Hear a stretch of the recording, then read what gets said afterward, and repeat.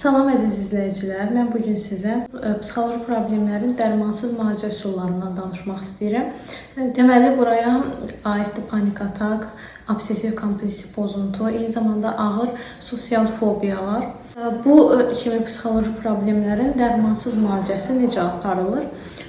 Belə ki, siz burada birinci növbədə qorxularınızın öhdəsindən gəlməlisiniz. Necə? Yəni, üstünə getməlisiniz qorxularınızın. Məsəl üçün, siz əgər obsessiv kompulsiv pozuntunuz varsa, yəni bu dəqiqə gedib o pəncərə açıqdırsa və pəncərəni örtmək istəyirsinizsə, düşünürsünüz ki, mən o pəncərəni örtməsəm, nəsə pis bir şey baş verəcək. Onu sınayın ki, örtməyin. Yəni, yerinizdə oturun, onu eləməyin. Yəni, içinizdən o dürtü sizə gəlirsə, onu eləməyin və gözləyin. Görün, nə baş verəcək. Həqiqətən də pis bir şey baş verəcəkmi? Böyük ehtimal ki, içinizdən sizə sıxıntı gələcək, özünüzü o anda istiləşmiş, yəni pis hiss eləyəcəksiniz. Amma bu keçəcək. Yəni, siz özünüz də başa düşəcəksiniz ki, həqiqətən də pis bir şey baş vermədi və buna dəyməz, yəni bu cür düşünməyə dəyməz. Mütəmadi olaraq siz həmişə belə eləsəz, obsessiyalarınızın yavaş-yavaş keçdiyinin şahidi olacaqsınız. Panik atakda da bu eynən bu cürdür. Məsəl üçün, sizdə həmin anda panik gəlirsə, boğulurmuş kimi, ölürmüş kimi hiss eləyirsinizsə, o anda sadəcə durun və o panikinizin gəlməsinin şahidi olun və o paniki yaşayın. Görün hələ nə olacaq, həqiqətən də ölürsünüzmü, boğulursunuzmu? Siz boğulmayacaqsınız, siz ölməyəcəksiniz və bunu özünüzə sübut edəcəksiniz ki, mən ölmədim, mən boğulmadım. Eyni zamanda bu sosial fobiyaya da aiddir. Məsəl üçün, sosial fobiyada, utancaqlıqda bu necə baş verir? Biz qarşımızdakı insana bir sözü deməyə çəkinirik. Nə isə soruşmağa çəkinirik ki, birdən o bizə pis bir reaksiya verər və yaxud da biz orada pis bir insan kimi çıxarıq.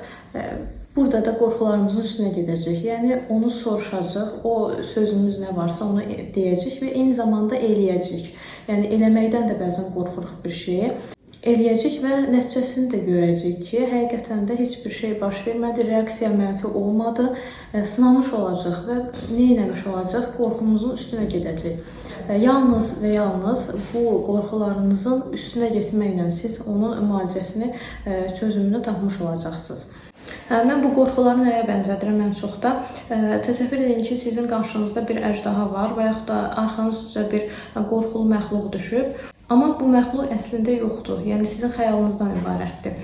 Bu panik atak, utancaqlıq, sosial fobiyada eynən bu cür bir şeydir. Yəni siz o panik atakdan qorxursunuz, o obsessiv düşüncələr sizin beyninizə gəlir və həmin anda eləmək istəyirsiniz.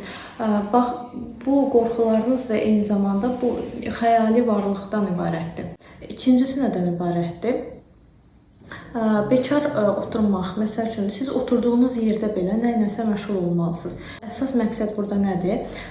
Beyninizə ki, o düşüncələr gəlir, sizə o duyğular basır sizi, əlavə düşüncələr və əlavə duyğular. Bax, onlardan qurtulmaqdır əsas məqsəd. Nəyə görə qurtulmaq lazımdır bu əlavə düşüncə və duyğulardan? Çünki o əlavə duyğular, düşüncələr bizi depressiyaya salır və psixoloji problemlərin də baş verməsinin əsas səbəbi deyərdim ki, elə bu düşüncələr və duyğulardır, əlavə düşüncə və duyğulardır. Və depressiyada gətirib çıxardır psixoloji problemlərə. Üçüncüsü isə nədən ibarətdir? Motivasiyanızı və psixoloji müqavimətinizi artırmaqdan ibarətdir. Bunu isə siz necə eləyəcəksiniz? İndiyə qədər saydığım o iki səbəblər var. Bax, onları siz eləməklə asanlıqla motivasiyanızı həm də psixoloji müqavimətinizi artıra biləcəksiniz. Yəni, qorxularınızın üstünə getmək sizin motivasiyanızı və psixoloji gücünüzü artırmış olacaq. Həmçinin o dediyimə bekar qalmayın, nəsə bir işlə məşğul olun. O həmin hobiləriniz, həmin o işləriniz sizi özünüzə bir dəyərli kimi, vacib insan kimi hiss elətdirəcək ki, bu da sizin psixoloji müqavimətinizi və həmçinin motivasiyanızı artırmış olacaq.